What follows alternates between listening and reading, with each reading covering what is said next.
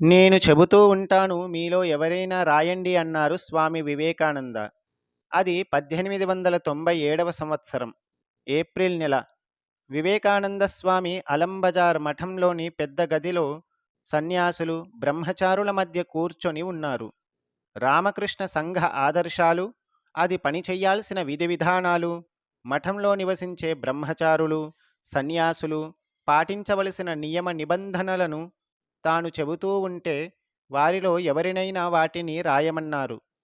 అక్కడ సమావేశమైన వారు ఒకరికొకరు సైగలు చేసుకున్నారు కాని ఆ మహావ్యక్తి ఉన్నత భావాలను రాసే ధైర్యం లేక ఎవరూ ముందుకు రాలేదు.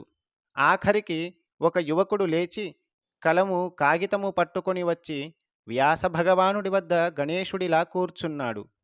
ఆ యువకుడు చిన్నవాడు, మఠంలో చేరి కూడా ఎక్కువ రోజులు కాలేదు.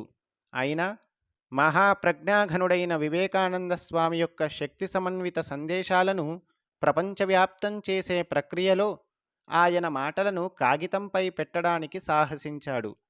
స్వామీజీ పాదాలమ్రోల సవినయంగా కూర్చున్న ఆ యువకుడే తరువాత కాలంలో స్వామి శుద్ధానందగా, వివేకానంద స్వామి జీవితానికి, ఆయన సందేశాలకు సజీవ వ్యాఖ్యానంగా, ఆచరణాత్మకమైన వేదాంతానికి ప్రతిరూపంగా అందరి మన్ననలను అందుకున్నాడు. శుద్ధానంద అసలు పేరు సుధీర్ చంద్ర చక్రవర్తి. శుద్ధానంద స్వామి వారి జ్ఞాపక శక్తి అమోఘం. అందుచేతనే వివేకానంద స్వామి చెప్పిన భగవద్గీత ప్రసంగం పుస్తక రూపము దాల్చింది. ఒకరోజు స్వామీజీ బేలూరు మఠంలో కొంతమంది సన్యాసుల సమక్షంలో గీతపై ఎంతో ఉత్తేజకరమైన ప్రసంగము ఇచ్చారు. ఆ సమయంలో శుద్ధానంద అక్కడే ఉన్నారు. శ్రోతలంతా మైమరచి విన్నారు.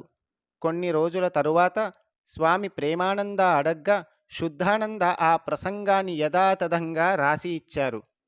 అదే తరువాత కాలంలో గీతాతత్వం అనే పుస్తకంగా ప్రచురితమైంది. వివేకానంద స్వామి యొక్క ప్రతి పలుకు, ఆయన భాష, హావభావాలు శుద్ధానంద స్మృతిలో అట్లే ముద్రితమై నిలిచిపోయాయి. వివేకానంద స్వామి యొక్క దివ్య స్వరూపాన్ని స్మరించుకుంటూ తన్మయత్వం పొందేవారు.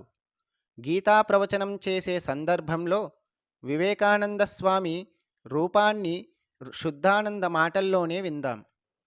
ప్రియ పాఠకులారా, ఆనాడు నేను చూసిన, ఇప్పటికీ నా కనుల ముందున్న ఆ మహాపురుషుని దివ్య రూపాన్ని మీ మనోనేత్రాల ముందు ఉంచుతాను. నేను ఆయన గురించి తలుచుకున్నప్పుడు ఒక గొప్ప పండితుడు, రూపుదాల్చిన మహాశక్తి, ఎల్లలెరుగని ఆయన ప్రేమ నా మనసులో మెదులుతాయి. మీరందరూ దేశకాలాలకతీతంగా ఎదిగి మీరు కూడా ఆయనను దర్శించుకోవడానికి ప్రయత్నించండి. ఆ రోజు నా గురుదేవులు స్వామి వివేకానంద ఇలా అన్నారు: మీరు ఇతరులలో పరమాత్మను దర్శించడానికి ప్రయత్నించినప్పుడు ఎంతటి పాపాత్ములనైనా సరే చీత్కరించుకోకూడదు.